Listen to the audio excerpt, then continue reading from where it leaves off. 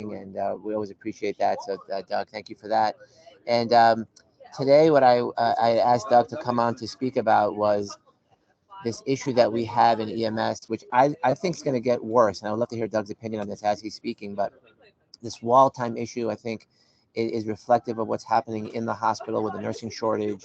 A lot of people leaving the profession, and the hospitals are struggling. So then it ends up on us, and then we need to determine what needs to be done on our end, from the legal perspective, from a practical perspective, from a CMS perspective. Doug, I'm going to turn it over to you. I really appreciate you coming on. You've been such a great friend. I think everyone knows you already here on the call, but if you wanted to give a quick intro and then take it away, we appreciate you. Sure. Thanks, Peter. My quick intro is my name's Doug. I'm a lawyer and I'm here to help you. No doctor believes that, but no, it's true. I appreciate that, and we've been really privileged to work with Dr. Antevi in a number of capacities over the years, and really enjoy talking with this group. I think we've had the opportunity to do this before, so it's great to be back and share some thoughts on this. So I've been debating about whether I'm going to flip on death by PowerPoint or not. I think I'm just going to start talking, and maybe we can take some questions and get some dialogue going. But I know, first off, that some of you may wear multiple hats, and you may see this problem from both sides, being in the ER and being in the EMS agencies.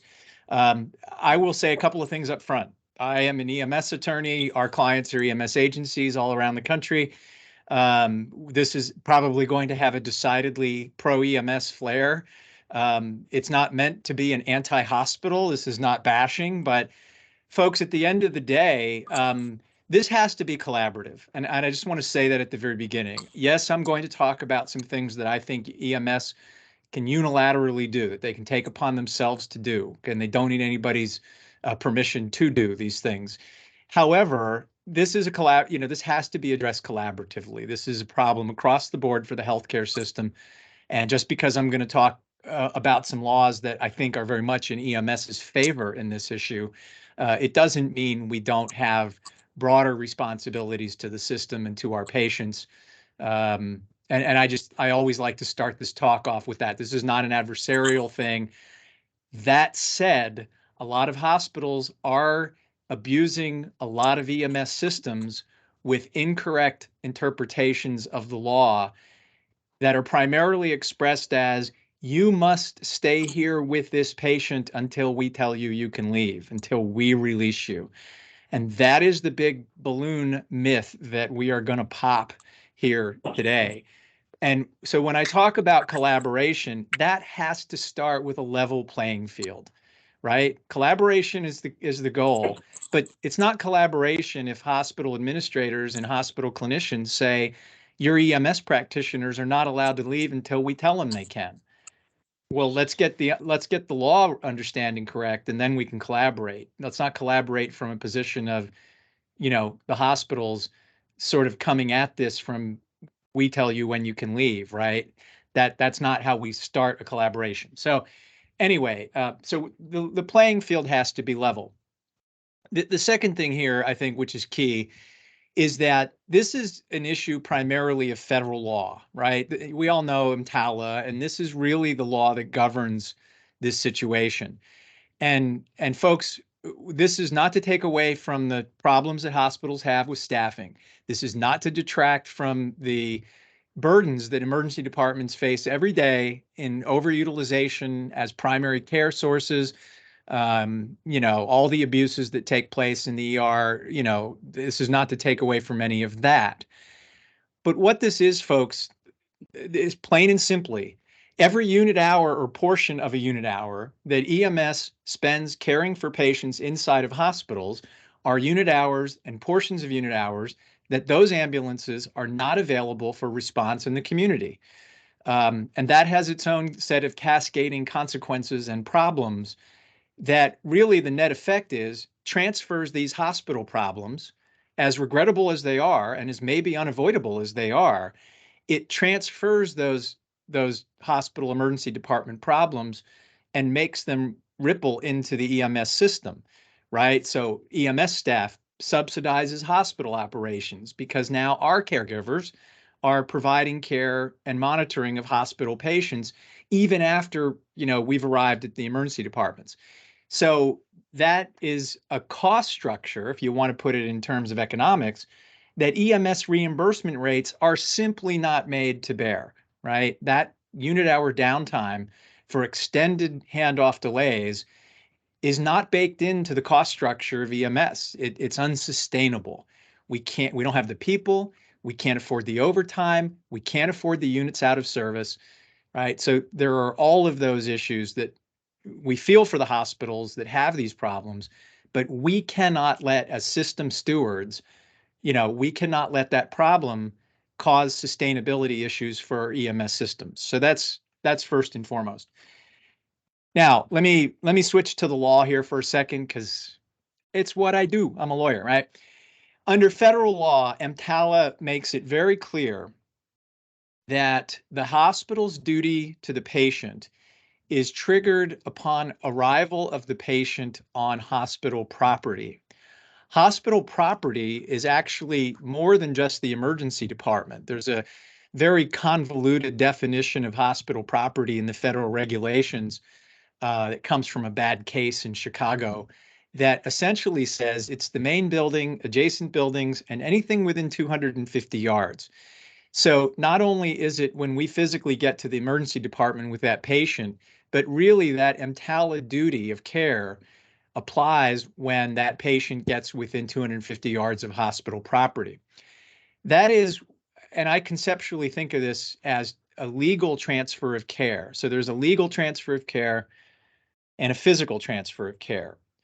Legally, it is indisputable, black and white federal law that that patient becomes a hospital patient upon arrival at the hospital's property, certainly once we get into the emergency department, right? Now, we have been told from clients and others across the country that, well, EMTALA may say what EMTALA says, but it's abandonment if you leave before we take over. Well, let's look at that. So first of all, abandonment is one of those terms that people know what they think it means and have absolutely no clue what it means, right? And it's a very inexact term. It's really a form of negligence. Legally, it's very difficult to say that Party A, EMS, committed abandonment when it delivered to a higher level of care a patient whom that hospital has a legal duty to take upon our arrival, right? So I'm sorry, we took them to a higher level of care. You had the legal duty upon our arrival on your property, and we abandoned the patient. So as a matter of law, I think that's a very specious argument, as we might say. And I always like to turn that around and say, okay, so if the hospital argument is we commit abandonment because we don't physically stay with the patient the whole time until you accept care, what are you doing with all the patients that you stuck in the waiting room for 3 hours? You're abandoning them as well, because you're not assigning caregivers to each of those patients for the entire course of their time in the waiting room, right? So this idea that clinically we have to stand with these patients and cannot leave them is a fallacy. Now, we know statistically, folks, all of you know this, that the percentage of patients that truly are critical and require advanced interventions is probably less than 10%. It's probably in the 7% range. I'm not talking about all we started an IV D5W, just because, right? I'm talking about truly medically necessary ALS interventions and critical or serious patients. So if we leave those patients upon, we leave them, we report to the hospital, we give them the information, we leave it on a piece of paper, we tape it to their forehead, whatever, but we give them that information. And the patient is statistically extremely likely not to not suffer any adverse outcomes because we didn't stand by them every hour until they got care in the emergency department. The vast majority of patients will just statistically not have any adverse outcomes for that reason, right? Because they're low acuity, they're not requiring advanced constant interventions or monitoring. They're really essentially no different than the patients who are sitting in the waiting rooms. Now, the ones who do require care and the hospital simply can't assign somebody to them. Let's not forget about the tort duty of care. So EMTALA is one thing, but personally, I don't want to defend an EMS caregiver who listened to one of these lectures and said, Wolfberg told me I could leave. I'm out of here. And the patient's in cardiac arrest or whatever, right? So we have a tort duty of care, I think, which is separate and apart. But that's our problem. That's not a basis for the hospital to say we can or can't leave, right?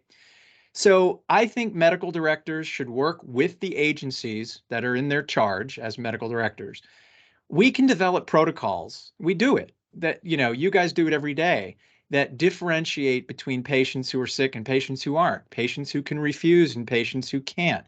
We're getting into telehealth and alternative destinations and non-transport. We can easily, I think you guys can all put together protocols that enable the EMS providers to distinguish between those patients for whom, just as human beings, we should stay and provide care to. That's going to be a small percentage. And those should be clinically determined decisions. We can't forget our patient care obligations, regardless of the legal entanglements of whose patient's who. But for the vast majority of the time, those patients are not going to suffer adverse consequences. We can have clinically defensible protocols that allow us to make those determinations in a medically defensible way. We can do follow-up on those. We can QA those. We can treat them like any other clinical decisions that we make. And I think we're going to find, to a high degree of safety, specificity, accuracy, all those measures, that we are simply not killing people when we leave those low acuity patients to keep our EMS systems running. And honestly, when people talk about the liability of leaving a patient, folks, I am worried about the liability of EMS systems not being responsive to the calls in their community because we were too timid to have clinically defensible policies that back up these decisions to say, we're out of here, right? We knowingly are allowing our EMS systems to be sabotaged and to fall short in meeting the needs of our communities. That's a clinical responsibility too. And I think we need to flip the script when it comes to the discussion about these overblown, baseless fears of liability if we leave low acuity patients when everybody in that waiting room, again, is not benefiting from continuous monitoring by a clinician. I just don't think our low acuity stretcher patients, quite honestly, should be classified any differently. Doug, Yeah. can I just jump in real quick? Yeah, sure. Would you mind also addressing the hospitals who close their doors for 12 hours, 8 hours, and say we're on diversion? Can you talk about that real quick? And I know Dr. Pepe, who's written papers on this, probably wants to make some comments as well. But would you mind addressing that one first? Yeah, sure. So federal regs are pretty clear about hospital diversions as well. First of all, hospitals do have the right to declare diversionary status only when those hospitals lack staff or facilities to accept emergency patients. So the first thing is those can only be resource-based. And if the hospital's out of beds and out of people, that's a legitimate reason to issue a diversionary instruction. However, in the very next line of the federal regulations, what we call black letter law, it says if the EMS staff disregards the diversionary instruction and shows up on hospital property anyway, the hospital's EMTALA duties apply regardless of whether or not that hospital had given that diversionary order or not. So at the end of the day, diversionary instructions are really requests. Now, folks, again, Wolfberg said, great. But if I'm being told that it is not clinically appropriate to bring a patient to a hospital because we are getting slammed, your patient needs immediate care, we can't provide it, I'm not going to barge into that ER just because a lawyer told me I can. We still have a responsibility to make clinically appropriate decisions. That is one that should be taken into account. However, if we then show up on hospital property, the issuance of the diversionary instruction is irrelevant. The duty applies. Okay, that's great. That's a very good explanation. Paul, did you want to jump in at all before Doug continued? Can't hear you, Paul. Paul. You're on mute. You're on mute. Yeah. no, let him continue. But did you get my emails that you could put in the chat? I was looking for that. I'll look for them and I'll do that. That's what I was looking for a minute ago. Yeah. Two things Okay. is that one is that just want to make sure everybody gets the CME number for today, which is 17340, and then I sent the stuff that the CMS uses, and I'll make a comment later if we get finished in time about that we don't work for the hospital, and we'll talk about that later. But go ahead. Yeah. Thanks, Dr. Pepe. Okay, a couple of other things here real quick. Let me just spin out some EMS solutions. And again, I may be the contrarian or whatever, but again, I think we need to sort of flip the script about how we look, how you guys all look as the clinical leaders of EMS systems. And this issue, like I said, of abandonment of patients is really the non-issue. It's the red herring. And I think we're missing the obligations to our communities and our EMS systems by not really kind of asserting ourselves for the benefit of the system for these, again, misplaced notions of abandonment for somebody who is now clearly the legal responsibility of the hospital. Okay, so we do advocate some solutions here, folks, for EMS agencies in this problem. First of all, there is no reason, none whatsoever, that an EMS agency or an EMS organization can, on its own, unilaterally implement a policy that it provides to its hospitals, its local receiving facilities, that basically says what I've been saying here, that, here's our policy that we expect to turn around these incoming units within, 20 minutes, 90% of the time, or, whatever. And in those situations where it is clinically necessary to provide continuing care, we'll do that. These situations include the following.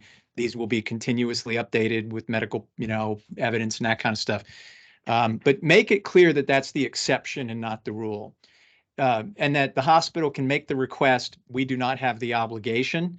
And then beyond that, I think if an EMS system has that capacity and wants to provide that staffing, there's also no reason that you can't enter into an agreement with the hospital to pay for that staffing and that time that your folks spend providing that care for those patients inside the hospital. And we do have a document out there on our website that's sort of a template sample agreement and a sample policy for those purposes. Because this is an economic issue as well as a clinical one, and there's no reason EMS systems shouldn't be paid if they do choose to devote staff time to monitoring patients once they're inside the hospital. So we can adopt policies that have that clinical component about making those stay versus non-stay determinations. We can shift the economics because this is really auxiliary hospital staffing, if you want to think of it that way. And frankly, I have a concern under the anti-kickback statute that if you're an agency that also gets non-emergency transport referrals from that facility on the other end, if we're giving them free staffing on the ER end and then getting discharge referrals on the back end, that's a bit of a classic anti-kickback conundrum. So you have to look at the totality of your business arrangements for your organization and, be very mindful that there is significant value in that monitoring that we provide in the emergency departments, if that's something your agency does. And then lastly, let me just say, I think that there's a strong argument to be made to stop feeding the beast. And what I mean by that is that I think as a system, should be practicing deployment methodologies and practices that not only better differentiate calls for which traditional EMS deployment isn't even necessary, whether we can handle that through Omega or nurse triage or that sort of thing, and then employ methodologies that once we get on scene and lay eyes on what appears to be a low acuity patient, through telehealth, through non-ambulance transport, through alternative destinations, we should really rethink the paradigm that every person who calls 911 gets a ride to a hospital. We are a healthcare service, not a transport commodity. And you can't walk up to a pharmacy counter and say, I could use some, narcotic analgesics today. Great. we still have to have a clinical rationale that a physician determined was appropriate and wrote in a prescription. Just because I call and want that transport to the hospital doesn't mean I'm entitled to it. And that's another paradigm that has to be flipped, where those are clinical decisions and not entitlements that everybody gets simply for playing the home game version of EMS. So I just think that's a paradigm flip that, is a little bit more evolutionary than revolutionary, but it's a piece of this, and I didn't want to finish without saying it. So I wanted to leave some time for some more dialogue and Q&A, but Peter, do you want to lead us through that? Absolutely. Yeah. This is, you make really some wonderful points that I think many of us are dealing with. And actually, let's go to Kim Landry before I ask my question. Dr. Landry up in the Panhandle, you have a question? Go ahead, unmute your microphone. Oh boy, do I. All right, so actually I'm going to present, I'd like a point of clarification, and I have a question. Point of clarification is I've got an ambulance service that services a rural community, so we have limited resources.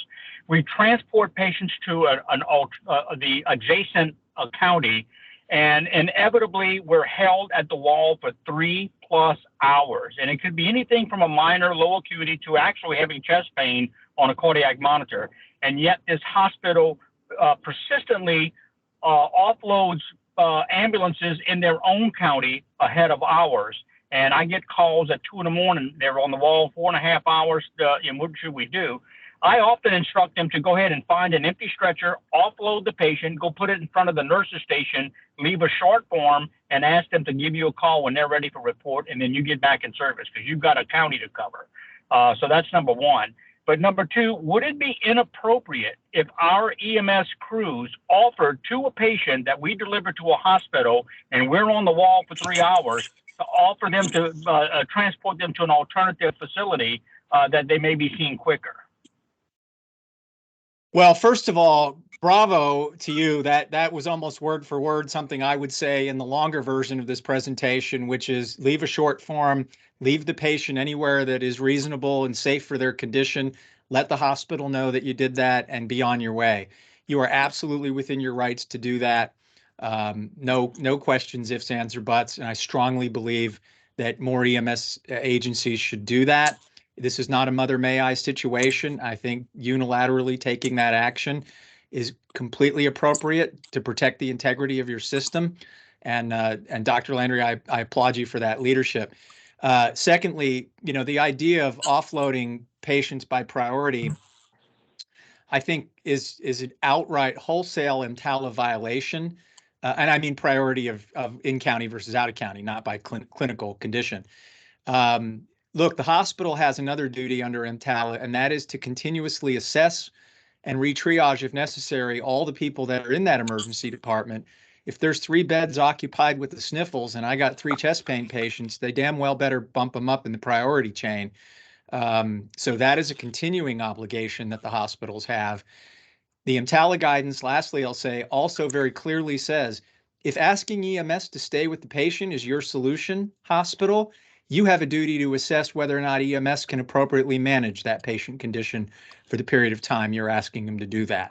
So it sounds to me like a lot of those black and white duties that are clearly in writing right now are being violated with that kind of sort of discriminatory or differential offload policy.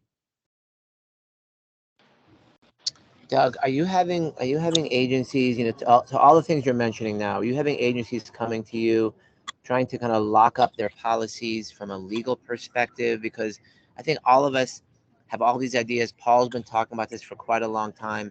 Angus has been talking about, having a lawn chair and leaving the patient there. Is it smart for the EMS system to connect with someone like you or your firm to make sure that all the policies and procedures are tight before we do such a thing? What are your thoughts? Yes. Yeah. And not, I mean, thank you for that suggestion, Peter. We appreciate that, because we are doing a lot of these meetings and having a lot of these discussions, not only with the EMS systems to develop these policies and ensure that they're ready for prime time, but then to participate in meetings where these get rolled out to their hospital partners and to explain the rationale and the foundation for those policies.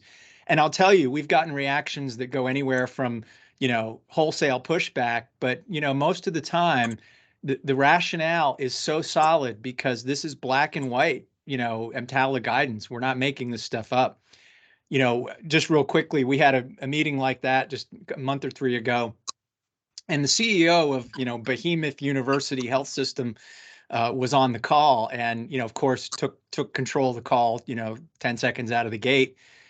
And I'm getting, oh, here we go. I'm getting all ready for battle. First thing he said was, yeah, we looked at this. This is solid. We don't dispute any of it. We dropped the ball. This is on us. We got to do better. And that's what we're going to talk about the rest of the day. And I was just like, well, I'm useless here. But yeah, so no, both in crafting those policies and rolling them out. One thing, by the way, I forgot to say in answer to Dr. Landry's question was, the patient belongs to the hospital, whether they're on the EMS stretcher, a hospital waiting room chair, a seat in the hallway, sitting in the restroom, right? Hospital property is hospital property, no matter whose bed, whose stretcher, whose cot, whose lawn chair, whose camping cot, or whatever they happen to be on.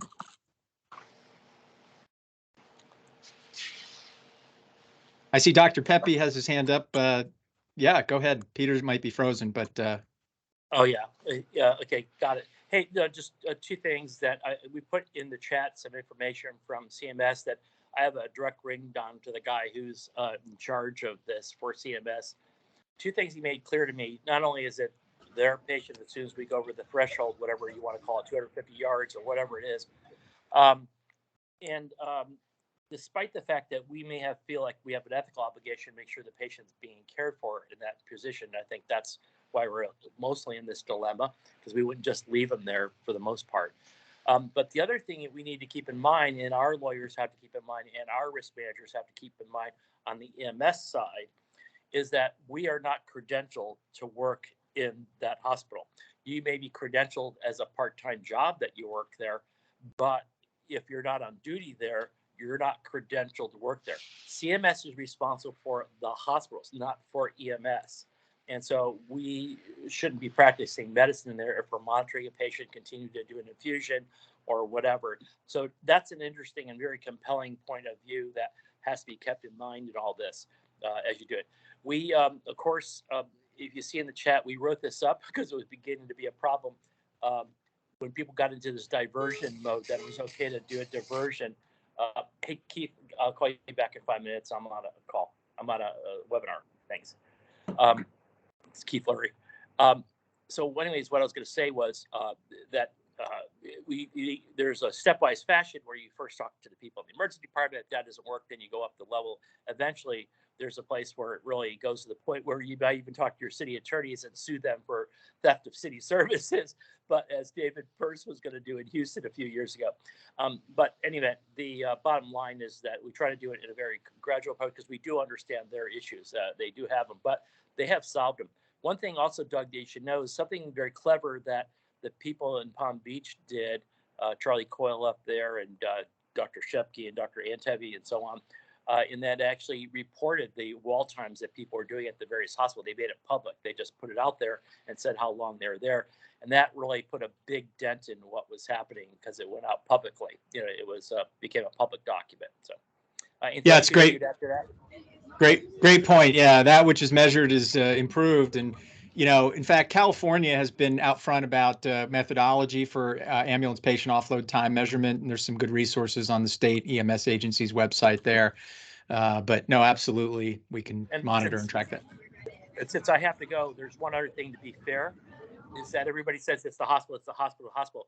There are places and there are, let's say, individuals, like any other system, there's good cops, bad cops, or whatever you want to say, is that there are individuals who may be hanging out and trying to, make time, so to speak, with somebody on the staff or whatever it might be. So some of the systems really do calculate how much time is given and what our folks are doing in that hospital, not just sitting at the wall, okay? And so just to keep that in mind, too, that we have to be honest on our side as well, okay? Well, that's true. And I've heard from EMS agency leaders that, sometimes the crews push back about these quick return to service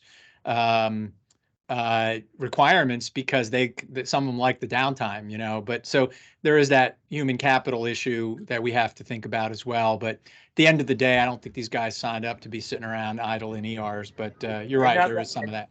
And none of them like it. I mean, the great majority of them are there to, you know, to take good care of patients and feel really obligated to be there and stand by them until someone takes care of them. So I'm just saying, but I just on the general picture, I want to make sure we calculate, we measure all that stuff. All right, Yeah. I gotta go over to the meeting, Peter. Anything else, Peter? Okay. No, I want to bring Angus in so we can get over to your side. So Angus, as a state medical director, I know that you've dealt with this situation. You want to make some comments, and then we'll flip over to Paul's.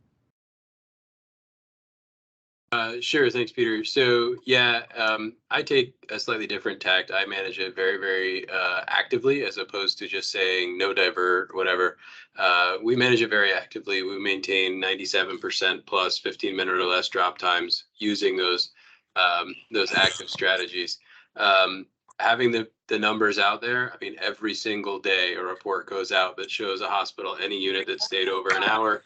And, you know, monthly, weekly reports go out with all of the information. I think we have also, by the way, on occasion, particularly during COVID, just decided that we are leaving the patient there with a written report, and we actually also call in a verbal report on a recorded line as well to document that. This idea that stretcher patients can't go to the waiting room is somewhat unique to Florida. Many other places in the country, that happens all the time. The majority of the patients delivered by EMS in New York City are labeled as triage appropriate and go out to triage and get triaged like any other patient. There's no reason why that can't happen. The medics in Florida, and I think it's a historical kind of thing, it's just not something we do often here, or not part of the Florida EMS culture, but certainly that happens everywhere else without any kind of a problem. And then the last thing I had was just actually a question for Doug on a slightly unrelated topic, asking for a friend, of course. Patient perhaps comes off the roof of a parking garage, hopefully of their own volition, or sadly of their own volition, and ends up with a major traumatic injury on hospital property, or perhaps the patient got run over by the valet in the hospital parking lot. Again, asking for a friend, but is there any issue whatsoever with not going inside to that ER and instead of that taking the patient directly to a trauma center? Assuming that ER's property or that hospital is not a hospital equipped to handle that patient. Interesting. There's actually a statement in the it's an appendix to the CMS State Operations Manual. It's well, obviously that's why I saw it.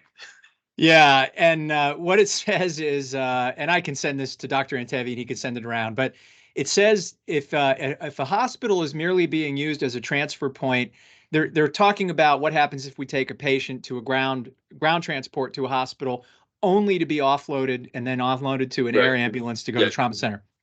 They say in that circumstance that the hospital does not have an obligation to do the EMTALA medical screening examination, and in fact, that could delay definitive care. Mm-hmm.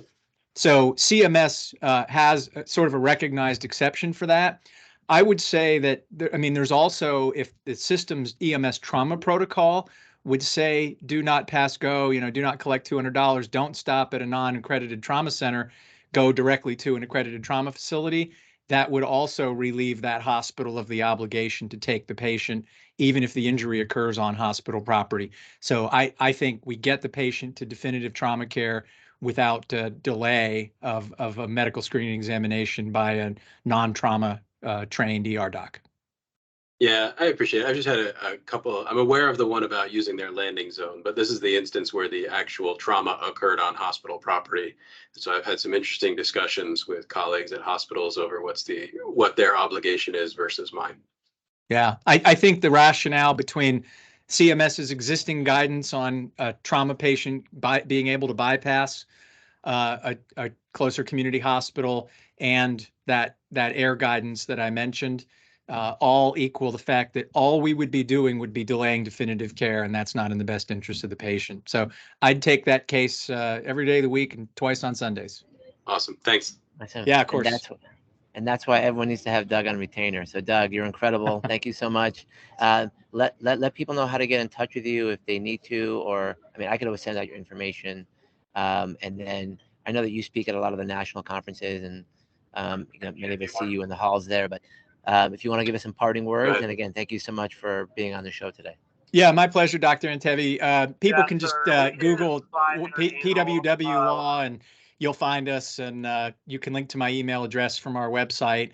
And we are all over your interwebs, as they say. So you'll find us pretty easily. But it's dwolfberg at pwwemslaw.com.